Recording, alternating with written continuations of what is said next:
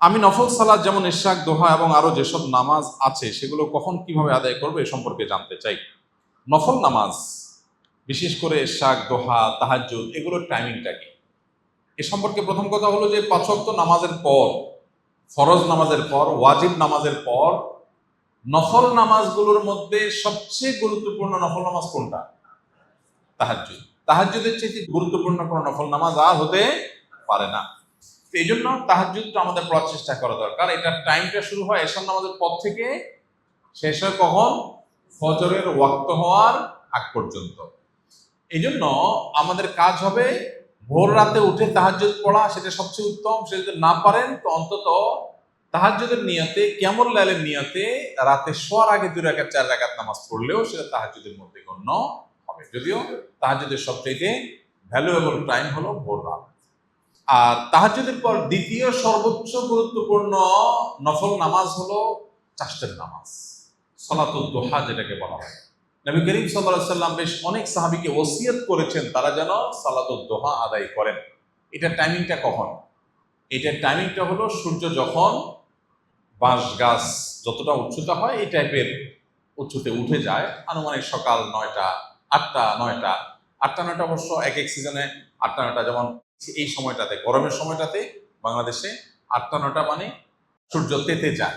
সূর্য যখন তেতে যায়, সূর্যের আলো যখন মাটিতে পড়বে, মাটি যখন একটু তেতে যায়, তেতে যাওয়া শুরু হয়, তখন সালাতুদ দোহা বা চাষতের নামাজের ওয়াক্ত শুরু হয়।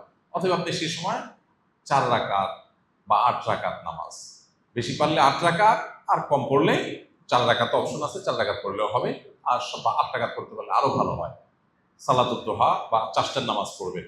এই টাইমে আমরা সবাই কর্মব্যস্ত থাকি, এই নামাজটা আমাদের পড়া হয় না, মাঝে মধ্যে পড়বেন অন্তত শুক্রবারে বা যেদিন সুযোগ হয় তখন পড়বেন। কারণ নবী করিম সাল্লাল্লাহু আলাইহি সাল্লাম এই নামাজের জন্য অনেক সাহাবীকে বিশেষভাবে ওসিয়ত করেছেন যে এটা ছাড়বা না।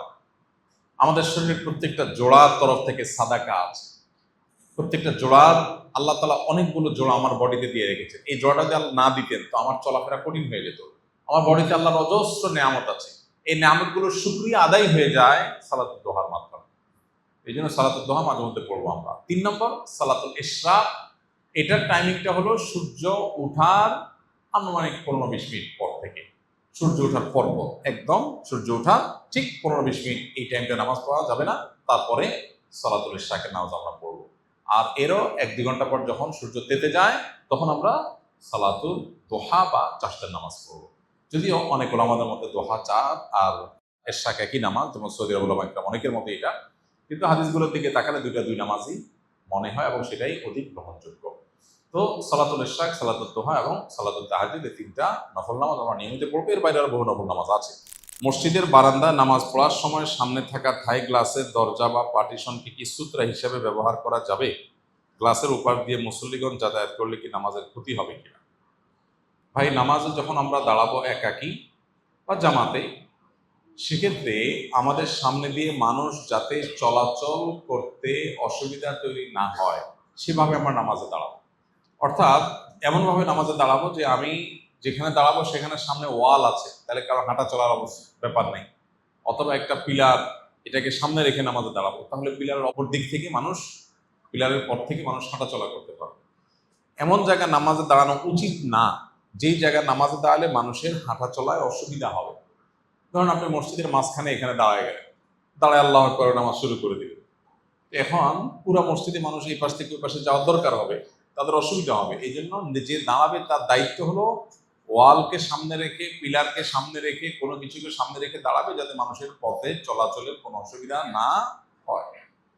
এই জন্যই নবী আলাইহিস সালাম আমাদেরকে, যদি ওয়াল বা পিলার সামনে নিয়ে দাঁড়াবার মতো পরিবেশ পরিস্থিতি না থাকে, সবসময় ওয়ালের সামনে যে পাওয়া যায় না, মসজিদে অনেক মানুষ, তাহলে সেক্ষেত্রে সামনে কিছু একটা দিয়ে, সূত্রা বলে যেটাকে, 1 হাত বা তার চেয়ে একটু বড় লাঠি, এটা দিয়ে তারপর নামাজ পড়তে বলেছে।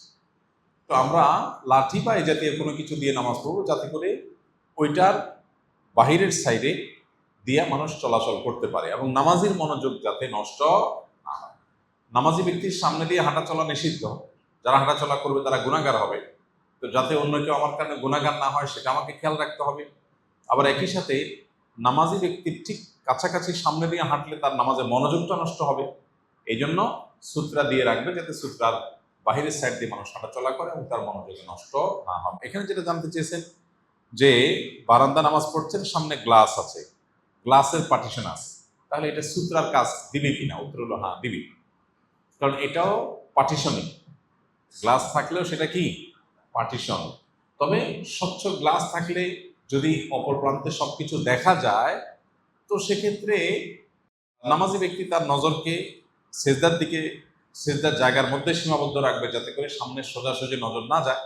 আর গ্লাসের অপর সাইড দিয়ে যদি কেউ হাঁটাচলা করেও, তাতেও সূত্রা দিয়ে নামাজ পড়ার বিধান আদায় হয়ে যাবে, হাঁটাচলা করা ব্যক্তির গুনাহ হবে না, আর যে নামাজ পড়ছে তারও গুনাহ হবে না। তারপরেও যেহেতু স্বচ্ছ গ্লাস থাকলে দেখা যায় একদম সরাসরি, যিনি হাঁটাচলা করছেন তিনি কেয়ারফুলি হাঁটবেন, যাতে করে তার সামনে গিয়ে এমন কিছু না করেন তার মনোযোগ নষ্ট হয়। ধরুন আপনি গ্লাসের অপর সাইডে আসেন, নামাজি ব্যক্তি আপনাকে দেখছেন বরাবর সামনে, এখানে দাঁড়া দাঁড়ায় কথা বলতেছেন, একটু সরে যেয়ে কথা বলেন, কারণ একটা লোক নামাজ পড়ছে, তার কনসেন্ট্রেশন নষ্ট হবে। বাকি গ্লাসের যে পার্টিশন সেটাও সূত্রার কাজ দিবে, তাতেও সূত্রা রাখার যে দায় সেটা থেকে মুক্ত হওয়া যাবে ইনশাআল্লাহ। আমরা বাংলাদেশে বসে ভিপিএন বা আইপি ব্যবহার করে বিভিন্ন দেশের ভার্চুয়াল নম্বর দিয়ে ফেসবুক, টেলিগ্রাম, হোয়াটসঅ্যাপ ইত্যাদি অ্যাকাউন্ট তৈরি করে বিক্রি করি। ক্রেতারা এই অ্যাকাউন্টগুলো কি কি কাজে ব্যবহার করে তা আমাদের জানা থাকে না। এই উপায়ে অ্যাকাউন্ট তৈরি করে বিক্রি করা শরীরের দৃষ্টিতে কতটুকু?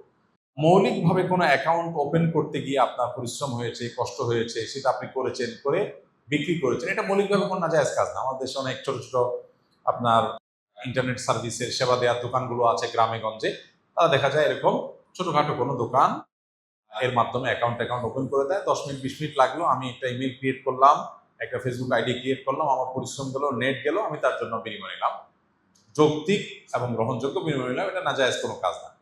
কিন্তু এই যে ভিপিএন দিয়ে বিভিন্নভাবে আপনার প্রচুর পরিমাণে অ্যাকাউন্ট তৈরি করে সেগুলো বিক্রি করলে সাধারণত এগুলো স্ক্যামিং এ ইউজ হয় এবং এগুলো দিয়ে অনেক প্রতারণা হয়ে থাকে, সেটা বলা বাহুল্য।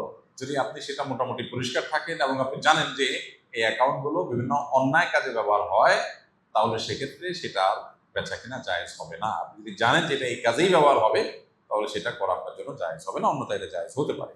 আর্থিক অবস্থা খুব একটা ভালো না, তবে উমরা করার নিয়ত করেছি, কিন্তু শুনেছি উমরা করলে নাকি বড় হজ করা বা ফরজ বাধ্যতামূলক হয়ে যায়। এটা কি সত্য? না, এটা ভুল কথা। উমরা করলে হজ করতেই হবে এমন কোনো কথা নেই, কারণ তৌফিক আছে উমরা করার, শুধু তিনি উমরা করেছেন, হজ করার তৌফিক নেই, তিনি করেন নাই, তাতে তার কোনো গুনাহ হবে না। আস-সুন্নাহ ফাউন্ডেশন, উম্মার স্বার্থে সুন্নাহর সাথে।